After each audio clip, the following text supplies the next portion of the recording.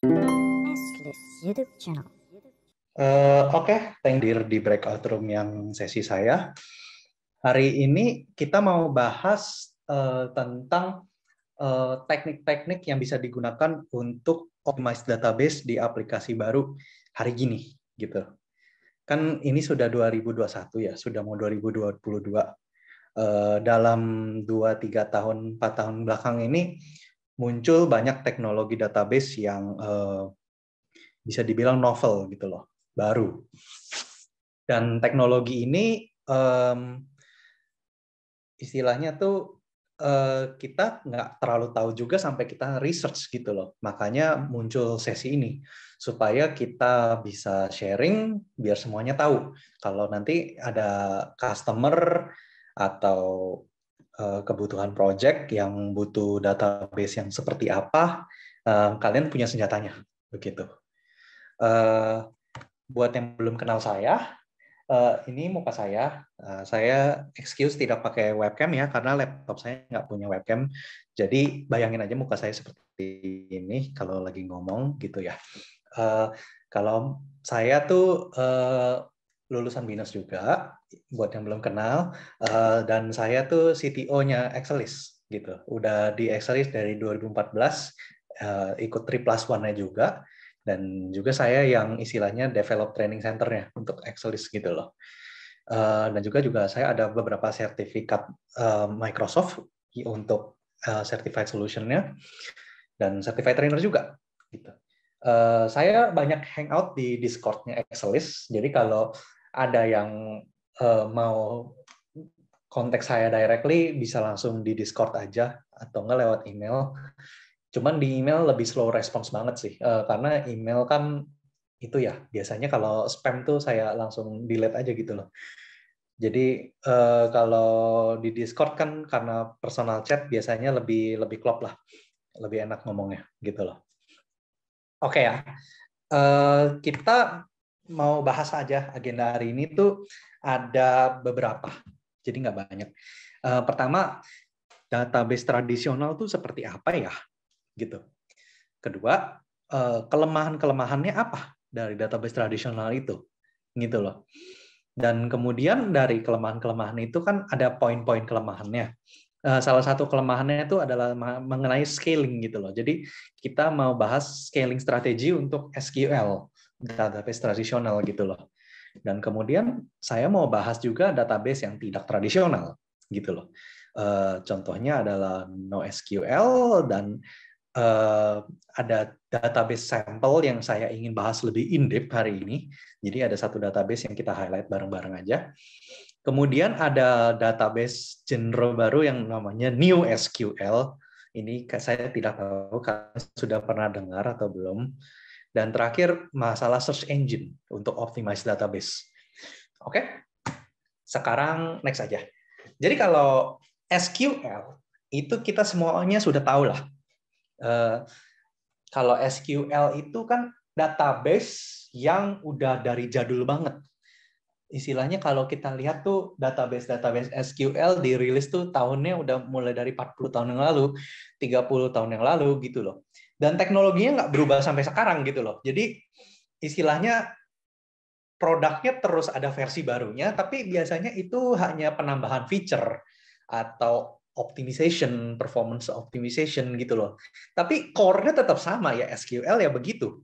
SQL itu dia adalah sebuah metode untuk mengquery database dengan yang tipenya table dan itu dengan relational algebra. Jadi makanya ada yang namanya join begitu loh, one to many karena itu ada matematikanya gitu loh. Jadi sudah tried and tested. Itu relational algebra itu gitu loh atau namanya tuple relational calculus kalau formalnya begitu. Nah, SQL itu pun juga distandarkan karena udah dari jadul ya ini, udah dari 40 tahun yang lalu, 30 tahun yang lalu pasti ada standarnya gitu loh. ISO something SQL, ANSI 99 contohnya begitu. Tapi umumnya semua vendor SQL yang kita kenal tuh nggak sharing standar ini, jadi nggak bisa query-nya tuh pindah dari satu SQL database ke SQL database lain gitu loh. Biasanya pasti ada intrinsiknya, ada perbedaannya antara satu database dengan database lain gitu loh. Dan ciri khas dari SQL itu adalah ACID gitu, selain poin-poin tadi. ACID itu apa? Yang belum tahu, ACID itu adalah 4 poin ini, nggak susah. Jadi A, atomic, dia artinya kalau satu berhasil transaksinya semua harus berhasil, satu gagal ya semuanya dibatalin gitu loh. Itu atomic. Jadi kalau SQL kan kita suka gagalin semua transaksi kalau semuanya gagal, ada yang gagal kan gitu loh. Nah itu atomic. Terus konsisten. Konsistennya ini dia dalam rangka punya foreign key, biasanya sih nyebut dalam hal begitu gitu loh. Kalau ACID ini istilahnya tuh namanya apa ya? Konsistensinya ini lebih ke foreign key-nya, walaupun ada constraint lain di SQL gitu loh, yang bukan cuman foreign key. Tapi ya begitu, istilahnya jangan sampai usernya menginsert data ke table yang datanya itu tidak seharusnya untuk table itu. Kan artinya konsisten begitu, betul nggak? Kemudian tentang isolation. Jadi kalau isolation itu artinya kalau ada banyak transaksi, itu harus dijalanin satu persatu. Jadi istilahnya transaksinya ngantri, nunggu gitu loh. Dia nggak boleh istilahnya yang satu lagi ngubah data di row yang sama, di kolom yang sama, ada transaksi lain ngubah data yang sama di row yang sama, dan itu terjadi bersamaan, itu nggak boleh. Jadi SQL itu akan menjaga sehingga transaksinya dijalankan satu persatu. Jadi kalau kita di SQL tuh, walaupun banyak transaksi di row yang sama terjadi bersamaan, biasanya dia ngantri. Makanya ada yang namanya lock itu loh, kalau kita di SQL, betul ya. Dan terakhir, durable. Ini penting. Jadi transaksinya harus kalau udah ditulis, kan kita kan ngirim query ya, insert, update gitu loh, delete gitu. Itu harus kalau udah di-execute datanya beneran masuk. Jangan insertnya dibilang berhasil tapi datanya nggak masuk. Karena ada database yang begitu. Gitu loh. Ada database yang kita udah insert tapi sebenarnya belum di-insert. Di-insertnya mungkin semenit lagi. Nanti dia nge-batch semua insertnya gitu loh. Jadi itu tidak durable. Kalau SQL itu durable. Kalau dia bilang insertnya berhasil, maka berhasil. Gitu. Nah, poin-poin ini yang membuat database tradisional SQL ini, dan itu sangat robust menurut saya gitu loh. Jadi karena ACID ini, karena SQL ini udah proven secara matematik, maka dia stable gitu loh. Dan karena dia stable, tentunya banyak komunitasnya. Saking banyaknya komunitasnya, dia sampai diajarin di kuliah. Siapa sih anak kuliah yang tidak tahu SQL, anak IT gitu loh, pasti tahu lah semuanya gitu loh. Dan karena udah banyak yang pakai, tentunya dibikin reporting tool-nya lebih sakti juga. Udah banyak yang bisa langsung reporting tool tuh export dari SQL lah, contohnya Power BI atau segala macam gitu loh. Pasti ada reporting tool untuk SQL itu yang benar-benar baca dari table gitu loh. Dan tentunya enaknya SQL tuh dari sisi arsitek ya. Kalau kita arsitek kan kita harus mendesain database, mendesain table. Itu dia sangat bagus karena SQL itu kita desain table-nya sehingga developer nggak bisa naruh data yang nggak karuan dalam SQL-nya. Matilah kalau datanya disimpan asal-asalan. Gitu loh. Maka SQL itu powerful. Jadi dia pros-prosnya itu gitu.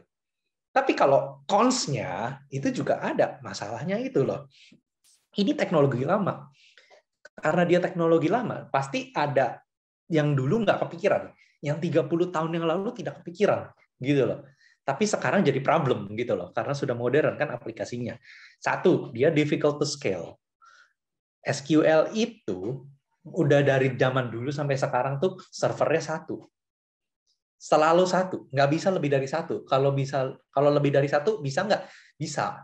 Tapi nanti saya jelasin di slide berikutnya. Dan kedua, dia tuh ada isu ketika write-nya tuh sangat besar. Read-nya biasanya nggak terlalu mengaruh, cuman kalau write-nya besar, volume write-nya besar, itu locking itu terjadi gitu loh. Dan SQL tuh terkenal bahwa mereka tuh read-nya juga biasanya biasa aja. Istilahnya read-nya ya oke lah, tergantung indeksnya, tergantung table desainnya, pasti read-nya bisa bagus gitu. Tapi juga istilahnya nggak stellar juga, nggak wow SQL itu adalah database yang rate-nya paling kencang di planet, nggak gitu juga gitu loh. tapi write-nya juga parah gitu loh. Jadi ada harga yang dibayar untuk kestabilan itu gitu loh. Performance-nya nggak terlalu gimana banget gitu loh, mau mediocre lah. Dan dia difficult kalau project-nya agak agile gitu loh. Datanya berubah terus segala macam.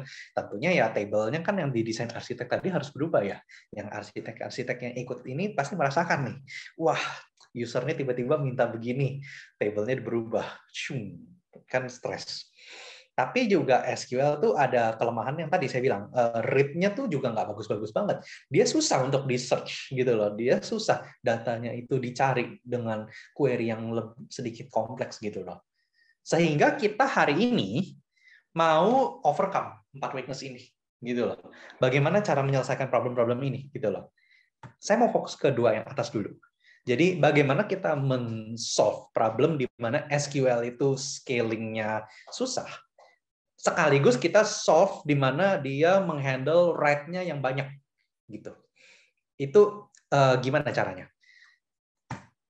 Cara scale-nya paling gampang adalah kita scale out. Tapi kan tadi saya bilang, SQL itu adalah database yang dari dulu sampai sekarang cuma 1 servernya. Dia cuma bisa di scale up. Jadi kalau kamu punya database SQL dan itu mau tambah powerful, itu harus tambah CPU, tambah RAM, tambah hard disk. Nggak bisa servernya jadi banyak SQL-nya, nggak bisa. Itu memang dari dulu sampai sekarang SQL servernya cuma 1. Itu udah hukum alamnya itu. Sementara kalau yang namanya scale out, web app kita sudah merasakan. Jadi kalau scale out itu, kita bisa pecah workload-nya ke server kecil gitu. Sehingga kan server kecil itu menghandle request yang sangat banyak. Dan kalau server kecil, otomatis lebih murah daripada server besar. Contohnya aja, nggak usah jauh-jauh. Kamu mau beli RTX 3090 di Tokopedia untuk main game, pasti harganya lebih parah daripada kamu beli RTX 2060 gitu loh. Tapi kalau let's say ada RTX 2060 dipakai beberapa biji graphics card-nya, itu kan bisa jadi lebih powerful daripada RTX 3090, betul nggak? Kayak let's say lah, nggak usah banyak-banyak nah. Mungkin 4 biji, 5 biji aja udah lebih powerful kali kalau dipakai untuk workload yang bisa paralel gitu loh. Tapi kalau untuk satu komputer main game sendiri kan RTX 3090 powerful, tapi harus satu komputer kan, tapi pasti mahal, harganya puluhan juta. Beda sama RTX 2060 yang mungkin harganya ya lebih affordable gitu loh. Betul nggak? Setuju ya tentang ini? Nah, jadi kita mau scaling nih. Untuk scaling ada 3 teknik, tapi saya nggak mau nyebut teknik juga ya. Ada 3 genre lah. 3 genre yang bisa kita lakukan untuk membuat database kita lebih scalable. Yaitu 1, kita pakai SQL di atas awan. Caranya gimana? SQL di atas awan itu ada 2 teknik. 1, jadi namanya read-only replica dengan write-aware proxy. 2, distributed SQL. Dan kalau yang read-only replica, beberapa project kita mungkin sudah merasakan. Itu kita pakai proxy. Jadi aplikasinya itu akan nge-akses sebuah proxy, di mana proxy itu akan misahin read dan write dari query ke database. Nanti write-nya dikirim ke master. Sementara read-nya dikirim ke slave atau master. Jadi terload balance gitu loh workload-nya. Artinya apa? Artinya kalau database-nya read heavy, kita bisa nambahin sebanyak apapun server supaya database-nya bisa menghandle read operation tersebut. Betul nggak? Setuju ya? Problemnya apa? Problemnya SQL tetap satu server. Jadi muncul yang namanya master slave. SQL itu hanya boleh punya satu master. Tapi dia bisa punya beberapa slave. Tapi slave-nya itu harus read only. Masternya bisa write dan read. Jadi sifatnya nih failover. Kalau masternya down, satu slave bakal di-upgrade jadi master. Gitu loh. Kan kita pernah melakukan ini, namanya high availability untuk SQL. Betul nggak? Nah, kalau kita pakai proxy itu, kita bisa meload balance query-nya yang read ke banyak server, write-nya ke satu server. Tapi problemnya apa? Karena write-nya itu cuma ke satu server, ya tidak bisa mengimprove performance sama sekali, gitu loh. Untuk write-nya, ya write-nya begitu aja, gitu loh. Tetap database-nya yang write harus di scale up, nggak bisa di scale out. Oke ya, ngerti ya. Jadi yang kita bisa lakukan untuk database tradisional, konvensional adalah melakukan ini. Nah, yang bisa kita pakai untuk teknologi seperti ini ada 3. 1, kita bisa pakai dari AWS. Jadi AWS itu kan menghosting database. AWS RDS-nya itu punya proxy. Kita bisa lakukan teknik seperti ini, bahwa ada proxy yang redirect write operation ke satu database, read-nya ke banyak database gitu. Itu udah otomatis. Jadi tinggal gesek kartu kredit, AWS beres. Just swipe gitu kan. Nah, kalau proxy SQL itu untuk MySQL. Dan itu namanya apa ya? Seperti digambar gitu loh. Jadi proxy-nya bisa di load balance juga, nanti proxy-nya meload balance database-nya gitu. Kalau Postgres ada namanya pgpool 2 gitu.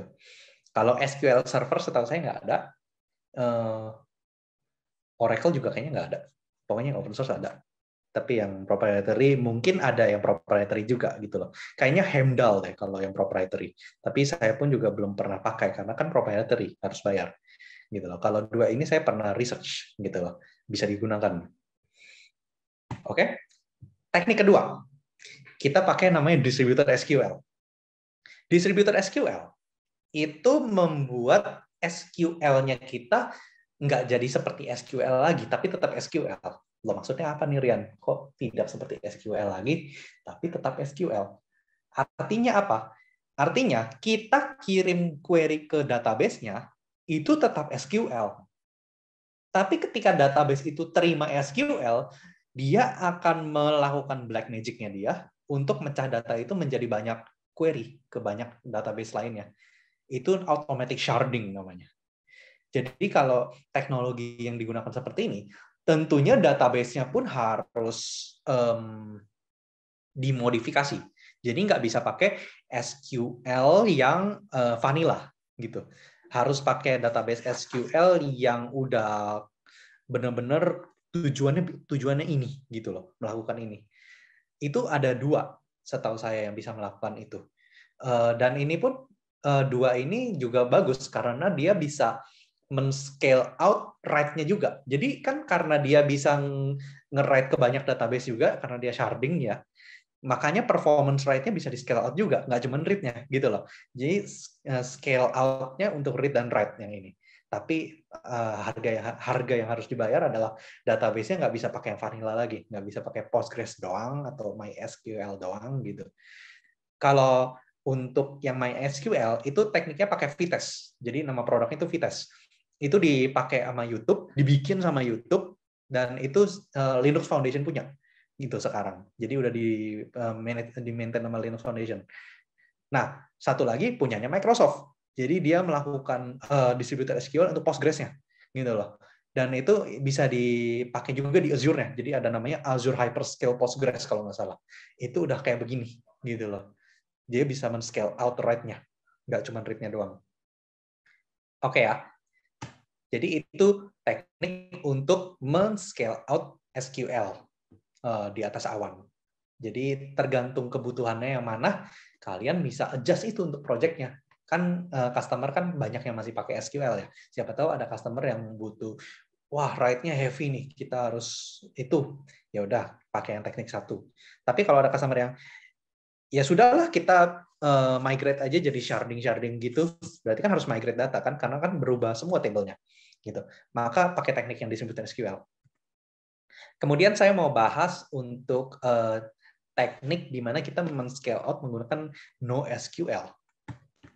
Kalau NoSQL itu adalah database yang bukan cuma SQL.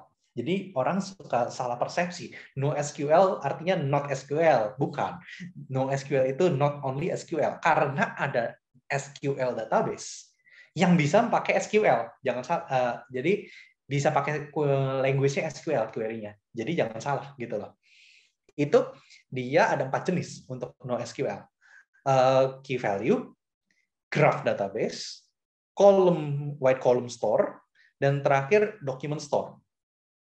Dan untuk semua ini kesamaannya adalah mereka dynamic schema dan mereka udah by default didesain untuk set scale out. Karena sekali lagi ya, SQL itu kan didesain 30-40 tahun yang lalu. Sementara NoSQL kan cukup baru ya. Walaupun udah nggak baru-baru banget ya, gitu loh. Dan karena SQL itu didesain jauh sesudah SQL, maka kan muncul wacana-wacana seperti scale out begini. Maka database NoSQL umumnya sudah didesain semuanya udah scale out gitu loh. Jadi udah nggak ada mikir-mikir lagi, diakalin lagi pakai proxy apa ini gitu, karena udah built in dari sananya. Contohnya untuk yang key value itu biasanya kita suka pakai Redis atau QDB gitu. Graph kita belum pernah pakai nih, namanya Neo4j karena belum ada kebutuhannya gitu loh. Kalau white column store itu contohnya Cassandra. Nah, yang dokumen itu orang suka sebut MongoDB, CouchDB, Couchbase gitu. Jadi yang menerima JSON itu yang dokumen. Hari ini saya mau bahas itu NoSQL yang white column store gitu loh. Tapi sebelum itu kita mau lihat dulu denormalization data NoSQL-nya. Jadi kenapa namanya NoSQL? Karena dia membuat data yang relational menjadi tidak relational lagi. Dia di-denormalize. Jadi kalau kalian bisa lihat tuh ada order detail, itu order kan one to many ke order detail. Itu semuanya dimuntahin ke sini, order details nih. Jadi semuanya di-denormalize. Kenapa melakukan ini? Karena dia tidak ada relational. Jadi NoSQL itu umumnya tidak relational, tidak ada foreign key, nggak bisa di-join. Jadi harus melakukan ini gitu loh. Dan itu wajar. Mungkin kalau dosen ngelihat begini kan, oh tidak, mahasiswanya salah ini gitu loh. Tapi kalau NoSQL di dunia NoSQL ini normal. Nanti kalian akan lebih heran lagi di contoh berikutnya. Hari ini kita mau highlight. Jadi NoSQL yang tipenya white column store namanya Apache Cassandra. Gitu loh. Jadi kalau Apache Cassandra itu adalah NoSQL yang tipenya white column store. Artinya apa white column store ini? Dari tadi ngomong white column store. Artinya dia punya table, dia punya row, dan dia punya column. Sama kan kayak SQL gitu loh. Jadi dia punya table, pokoknya begitu. Ada primary key-nya, gitu loh. Ada constraint-nya, tipe datanya pun ada. Jadi sama aja sebenarnya kayak SQL. Bedanya apa? Nanti bedanya. Dan Cassandra ini arsitekturnya unik menurut saya. Jadi dia melakukan yang namanya masterless architecture. Kalau SQL tadi kan ada satu master, banyak slave-nya kan, betul nggak? Kalau masternya down, apa yang terjadi? Slave-nya ada yang di-upgrade jadi master kan? Contohnya begitu kan? Itu pun yang contohnya yang tadi yang distributed SQL kan tetap ada koordinator node-nya kan, betul nggak? Jadi query-nya dikirim ke satu node yang istilahnya mengkoordinasi ke banyak node SQL lainnya. Tapi kan tetap ada servernya yang mengkoordinasi itu. Kalau servernya down gimana? Tetap down kan? Gitu loh. Nah, ini masterless. Artinya semua node ini bisa di-query. Jadi kalau query-nya diterima satu node, dia bakal diproses ke dalam database-nya. Jadi tidak ada yang namanya downtime lagi untuk database ini, gitu loh. Dan ini performance-nya luar biasa sekali karena dia men-scale out write dan read-nya ke semua node ini. Nggak cuman read doang gitu loh. Open source di develop dulu sama Facebook, tapi sekarang udah Apache Foundation kan, dan ada commercial vendornya juga gitu loh. Jadi kalau ada yang pengen manage hosting pasti ada gitu loh. Tinggal di googling pasti ketemu. Dan ini saya mau highlight bahwa Apache Cassandra ini dipakai sama Apple. Apple itu dia punya Cassandra sudah 75.000 node. Jadi bayangin, komputernya sudah 75.000. Itu semua database-nya interconnected. Dan itu 10 petabyte datanya. Sekarang bayangin, SQL bisa nggak gitu? Di scale ke 75.000 komputer gitu loh. Nggak bisa gitu loh. Cuman database ini yang bisa. Makanya saya mau highlight hari ini database ini. Gitu loh. Dan juga database ini nggak cuma dipakai di Apple. Jadi production yang lain tuh pakai ini, contohnya aplikasi Instagram, Netflix, Hulu, eBay, Discord, Uber, Spotify, dan Walmart. Semuanya pasti tahu lah nama-nama ini. Gitu loh. Aplikasi besar, udah world class semuanya, dan mereka udah nggak bisa pakai SQL kayaknya. Makanya mereka migrate ke sini gitu loh. Jadi ini NoSQL yang udah dipakai semua, yang beken-beken lah saya bilang gitu loh. Query-nya begini. Jadi namanya Cassandra Query Language. Create table something something something something, tutup kurung, ada primary key-nya. Select from, where, segala macam. Insert into, table-nya apa, value-nya apa. Update table-nya, set value-nya apa, where apa. Di-delete juga, where apa, in apa.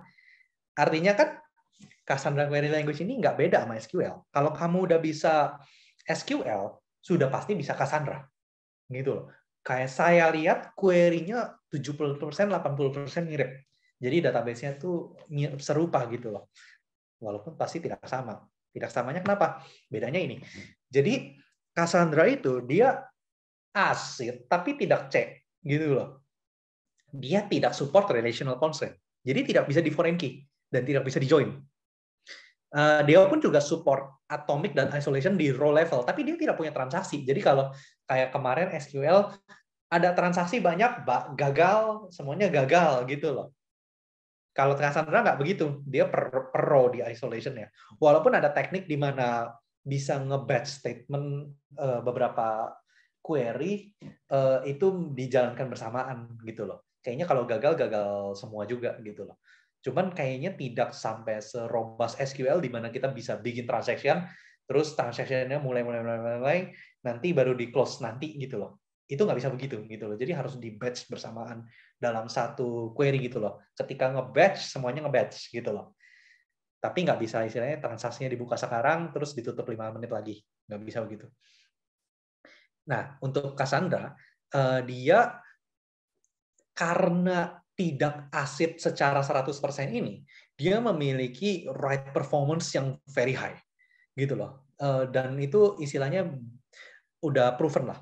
Dia dibandingkan SQL, SQL itu lemot banget write-nya.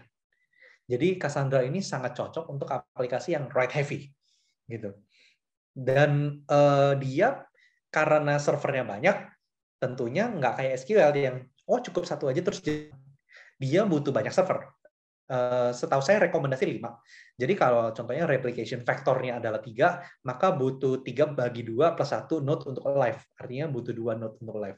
Jadi kalau replication factor-nya contohnya 3, maka butuh 3 node untuk live gitu, 2 node untuk live gitu loh. Nah, kalau SQL cuma butuh 1 kan gitu loh. Makanya Cassandra ini nggak cocok untuk aplikasi yang kecil. Cocok untuk aplikasi yang besar, yang customer-nya butuh ini robust, nggak pernah mati database-nya gitu loh. Dan juga dia tentunya harus di-setting demikian. Nggak bisa cuma install di satu server gitu loh. Harus disaling dihubungkan. Dan yang menurut saya yang sakit di terakhir adalah Cassandra itu tidak bisa melakukan banyak query yang bisa dilakukan di SQL. Jadi Cassandra itu nggak bisa melakukan query di mana ngebandingin 2 kolom, contohnya gitu. Where kolom A lebih besar dari kolom B atau kolom A sama dengan kolom B gitu loh. Lah, kalau nggak bisa begitu gimana mau nge-compare data pas nge-query? Ya, salah satu tekniknya adalah tambahin kolom C, di mana kolom C itu adalah perbandingan kolom A dan kolom B yang diupdate ketika kita nge-insert atau nge-update.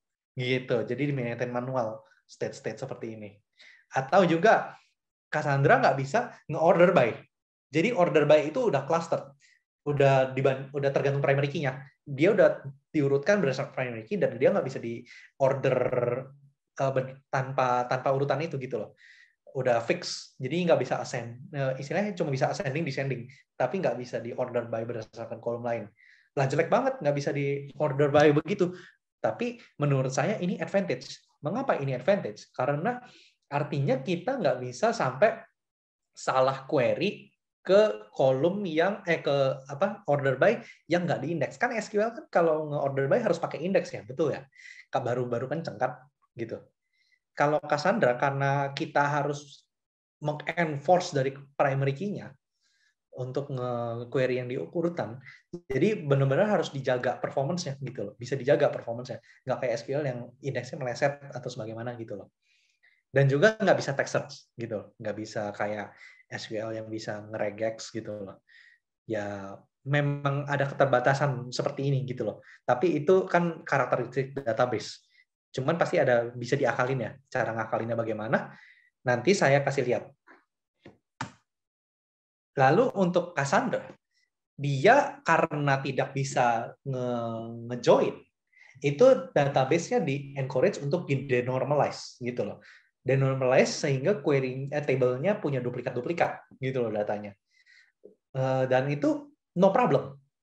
Mengapa no problem mendenormalize database di Cassandra? Karena disk space itu murah. Ingat ya, yang mahal itu CPU dan memori. Tapi disk space-nya itu murah. Jadi sehingga lebih make sense untuk datanya diduplikat ketimbang kita menghemat-hemat data tapi komputernya kerja lebih keras. Jadi dia diarsitekkan berdasarkan fakta ini gitu loh. Mengapa Cassandra seperti ini gitu loh. Dan juga karena behavior table-nya seperti itu, kita nggak bisa nge-where yang aneh-aneh banget, maka dia query first design. Table-nya harus ngikut aplikasinya, bukan sebaliknya. Kalau biasa kita SQL, itu kan table first. Kita desain table-nya, nanti berdasarkan datanya, jadi usernya kan kasih datanya. Lalu kita arsitek mendesain data itu menjadi table yang wajar, nanti table yang wajar itu kan digunakan di aplikasinya. Tapi kalau di Cassandra itu dibalik. Jadi database-nya harus ngikut aplikasinya. Di mana aplikasinya tentunya ya dibikin berdasarkan maunya user kan, user interface-nya bagaimana segala macam. Nanti baru datanya di-seeding ke database tersebut. Jadi kebalik semua itu. Gitu loh. Karena itu Cassandra cocok untuk aplikasi yang dibikin secara code first, bukan database first. Jadi develop dulu aplikasinya, nanti pelan-pelan database-nya mengikuti bentuk aplikasinya. Dan yang terakhir tadi saya bilang, sorting itu nggak bisa by itu, gitu loh, by ad hoc, harus by primary key. Contohnya kalau SQL kan seperti ini ya. Jadi ada hotel, terus dia ada yang many to many, hotel ke point of interest-nya. Point of interest-nya kan juga one table. Jadi one to many ke point of interest, hotelnya ke point of interest-nya many to many, gitu loh. Room-nya juga one to many ke hotelnya, kan begitu kan. Nanti baru ada many to many-nya, hotel availability-nya, and so on gitu kan. Cassandra itu aneh, karena dia tidak bisa melakukan yang seperti ini untuk SQL. Dia melakukan seperti ini. Jadi pertama bikin aplikasinya dulu. Oh, UI-nya udah jadi. UI untuk view hotel dekat point of interest. Maka bikin tabelnya. Hotels by point of interest. Gitu tekniknya. Jadi tabelnya mengikuti UI-nya. Gitu loh. Nanti ketika query kedua, oh berdasarkan point of interest ini, kita punya dapat hotel X. Hotel X-nya berarti kan kita bisa query ke table hotel. Gitu loh. Tapi mungkin dari hotelnya kita mau lihat lagi point of interest-nya lagi kan, show point of interest dekat hotel. Jadi kita duplikat aja data hotel by point of interest, diduplikat ke point of interest by hotel. Loh, datanya jadi dua dong. Tapi nggak apa-apa. Itu memang desain style-nya Cassandra seperti itu. Datanya diduplikat aja gitu loh. Bahkan kan pasti ada data point of interest-nya kan, betul nggak? Point of interest-nya bisa aja mungkin ada table-nya lagi, cuman point of interest-nya doang secara global. Itu kan tergantung aplikasinya nanti, and so on. Jadi kayak amenities-nya atau kayak room-nya, feature-feature room-nya apa, itu nanti semuanya ngikutin UI-nya. Jadi kebalik semua nih. Kita bukan bikin database berdasarkan datanya, tapi bikin database berdasarkan aplikasinya. Sehingga performa aplikasinya dijamin bagus. Itu mengapa pakai Cassandra. C-Sharp-nya gampang. Kalau kalian mau bikin Cassandra pakai C#, itu ada library-nya dan semuanya mirip SQL begitu. Jadi bisa di-query dengan link, langsung bikin kelasnya, dan karena dia sifatnya NoSQL, kan ini ingat, ini NoSQL. Jadi kita benar-benar langsung query aja, langsung query, gitu. Nggak perlu istilahnya create table lagi, itu udah invisible semuanya. Maka Codeverse ini cocok banget pakai Cassandra. Itu untuk yang NoSQL. Dan terakhir, saya mau bahas yang New SQL, ini udah nggak banyak. Jadi New SQL, saya nggak bisa ngomong banyak, karena ya New SQL itu sebenarnya SQL, tapi scale out. Kenapa bisa begitu? Ya karena memang begitu. Jadi ini adalah generasi database terbaru. Saya bisa bilang ini database generasi ketiga lah. Ini kayaknya belum ada customer kita yang pakai ini gitu loh. Dan belum ada juga customer kita yang minta kita pakai ini gitu loh. Belum ada project kita yang pakai ini. Ini menarik untuk di research karena Shopee itu dan Bank of China udah pasti gede ya. Namanya Bank of China, banknya si China, satu negara tuh. Terus JDID, JD.com, itu semuanya migrate dari MySQL ke TiDB, di mana TiDB itu MySQL compatible. Tapi bukan MySQL, tapi dia MySQL compatible dan dia open source gitu loh. Dan TiDB ini istilahnya udah scale out. Jadi dia bukan MySQL, tapi dia menerima sintaks dan dialek MySQL. Bahkan mungkin kalau punya kayak MySQL admin gitu, dia bisa disambungin ke TiDB tanpa merubah apapun, karena dia memang dianggap MySQL gitu loh. CockroachDB dan YugaByteDB juga begitu. Mereka PostgreSQL compatible, tapi bukan PostgreSQL. Dan dia bisa di scale out gitu. Ini saya nggak bisa ngomong banyak karena memang begitu, database-nya memang SQL dan bisa di scale out. Ini cocok untuk customer yang ya kita tetap pengen pakai SQL, nggak mau pakai Cassandra gitu. Tapi kita mau scale out, gimana nih Pak? Over yang ini, gitu loh. Sementara kalau yang tadi itu kan tekniknya baru, berarti developernya harus berubah, customer-nya harus mau berubah. Kita nggak bisa maksain NoSQL ke customer yang tetap NoSQL. Tapi yang ini bisa. Kalau customer-nya kita mau scale out, tapi kita mau tetap pakai MySQL, ya overlap TiDB gitu.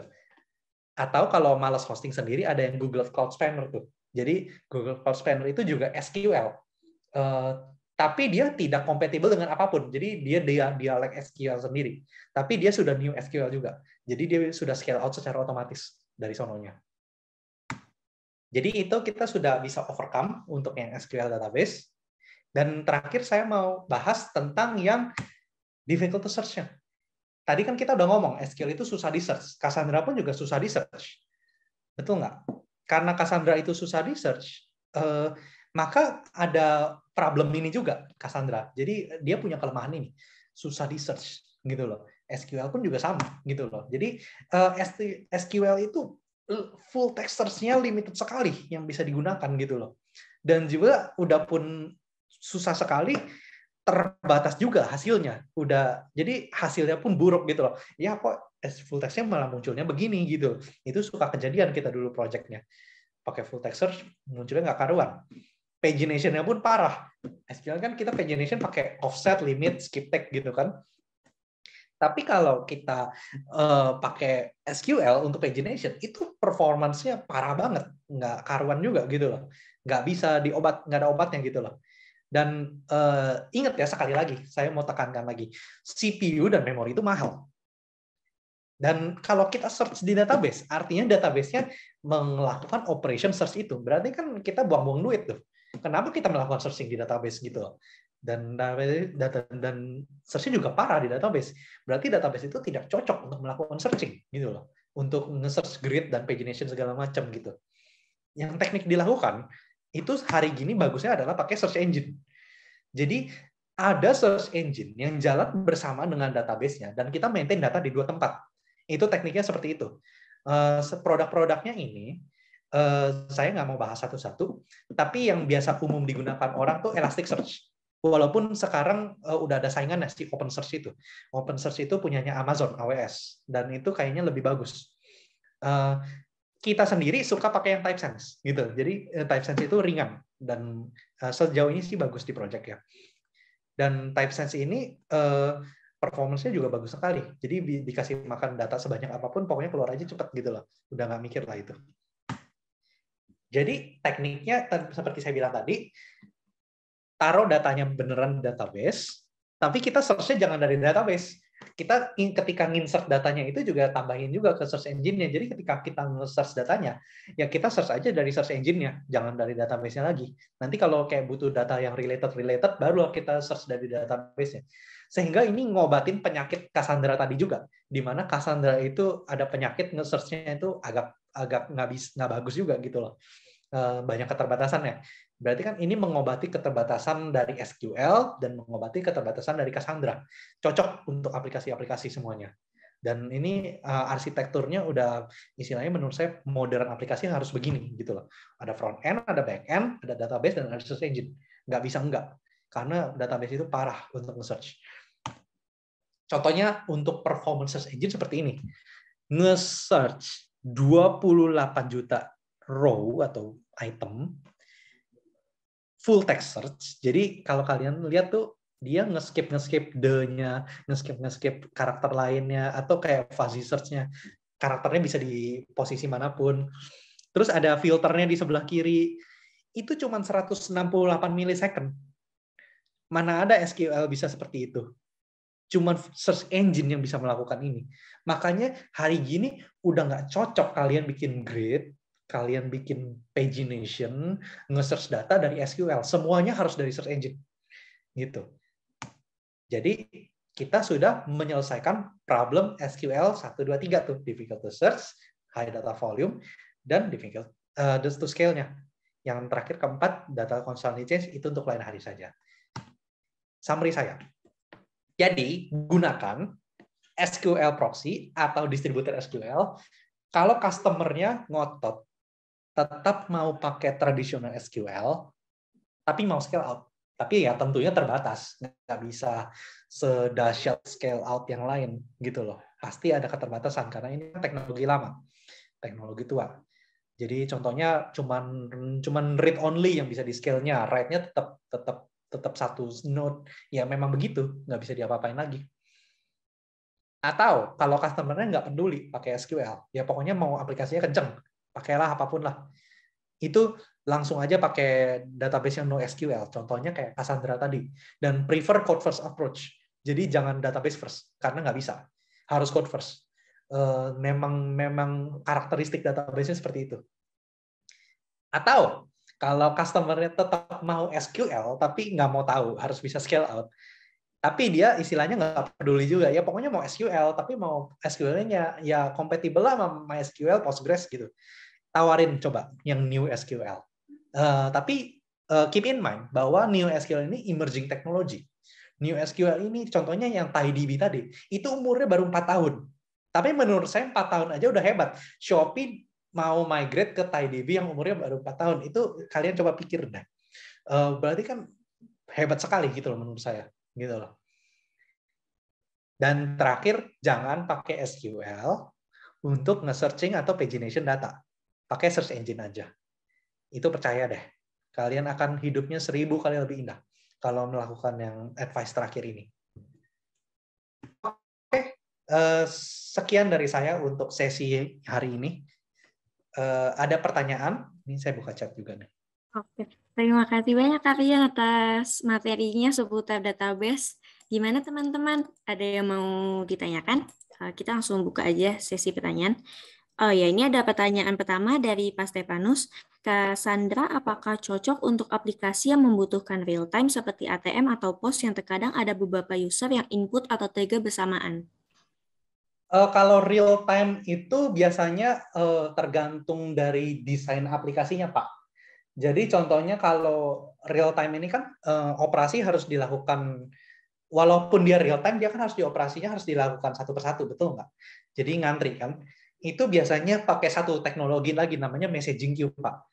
Jadi unrelated terhadap database-nya.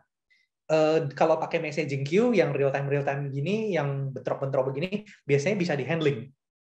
Nah, database-nya tinggal mengikuti aja. Kalau mau bisa scale out pakai Cassandra, itu oke, tetap bisa real time. Atau kalau tetap mau konvensional ya pakai SQL. Jadi begitu, Pak. Sudah menjawab, Pak? Yes. Terima kasih. Ada yang ingin bertanya lagi?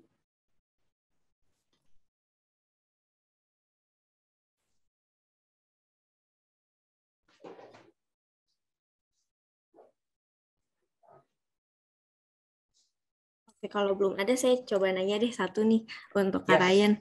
Uh, Kalau menurut dari pandangan Kak Ryan sendiri, kira-kira aplikasi apa yang cocok untuk Cassandra atau pakai SQL atau yang lainnya seperti NewSQL gitu, Kak? Kalau New SQL itu cocok untuk customer yang pengen pakai SQL tetap. Kan SQL soalnya dipakai luas di industri ya. Jadi Iya. semua customer pasti pakai SQL. Mereknya beda-beda aja gitu. Tapi kalau New SQL itu karena namanya aja New SQL, dia bukan yang vendor lama, dia vendor baru. Nah, jadi merek baru gitu loh, merek mobil baru kan begitu. Cuman dia bisa melakukan scale out. Jadi cocok New SQL itu untuk customer-customer yang pengen bisa men-scale out database-nya kalau merasa performance-nya masih haus dengan database konvensional. Kalau yang NoSQL itu istilahnya alternatif lah menurut saya. Jadi alternatif dari menggunakan SQL kalau pengen scale out gitu loh. Jadi kan istilahnya banyak jalan menuju Roma ya.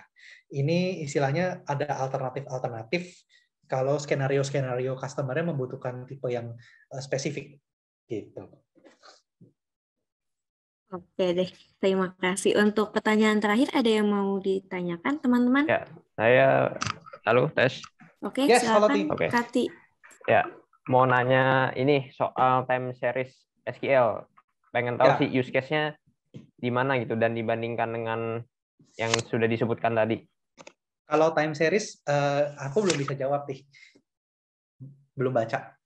Oh, Time series database kan pernah lihat tapi belum pernah research dalam gitu loh. Itu database apa sebenarnya gitu loh.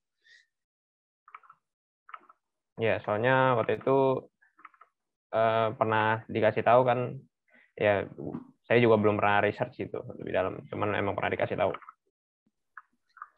Kalau ya ini baru kepikiran nih untuk yang Pak Step tadi. Pak Step tadi nanya tentang real time ya. Ada satu database yang spesial untuk bikin aplikasi real time. Itu saya baru ingat nih. Namanya RatingDB kalau nggak salah. Itu punyanya Linux Foundation juga setahu saya. Jadi ini spesial untuk real time database gitu. Jadi database-nya itu didesain untuk aplikasi yang seperti game. Game kan real time kan, betul nggak? Skornya segala macam gitu loh. Jadi kayaknya ada aplikasi. Jadi kalau aplikasinya butuh real time banget dan memang nggak bisa pakai yang lain-lain, kayaknya bisa pakai RatingDB itu, gitu. RatingDB.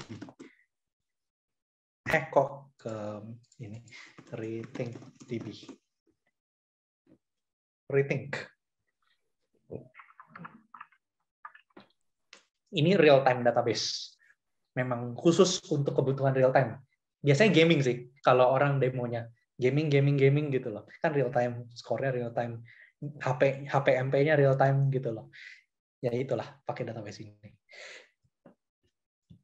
Oke, ada lagi yang mau nanya? Iya, ada yang mau nanya lagi? Kalau udah nggak ada, berarti saya tutup aja ya, karena waktunya juga udah mepet. Terima kasih banyak kalian. Ada kalimat penutup kah atau? Ya, ini kan apa namanya teknologi database nih banyak. Hari ini sesi itu bukan bermaksud untuk mendirect, jadi istilahnya tuh bukan nyuruh kalian pakai Cassandra, gitu loh. Bukan nyuruh kalian pakai NewSQL doang, tapi hanya ngasih option. Ini option kalian di 2022 nih, gitu loh. Jadi amunisi kalian banyak. Kalau customer nanya, istilahnya peluru kalian ada banyak, gitu loh. Kalian bisa pakai, mau pakai ini Pak, mau pakai ini Pak, mau pakai ini Pak, mau pakai ini Pak, gitu loh. Jadi kan tinggal proposal aja kan, betul nggak? Daripada kita cuma nawarin SQL. Selama ini kan nawarin SQL aja. Takutnya kompetitor kita nawarin yang seperti ini dan kita nggak nawarin, kita kalah gitu loh. Jadi kita kalau sama customer ke depannya harus lebih terbuka lagi untuk yang option-option seperti ini. Siapa tahu Kalau kita nawarin new SQL dan kompetitor kita tidak nawarin new SQL, kita menang, kan begitu. Udah sih dari saya segitu saja.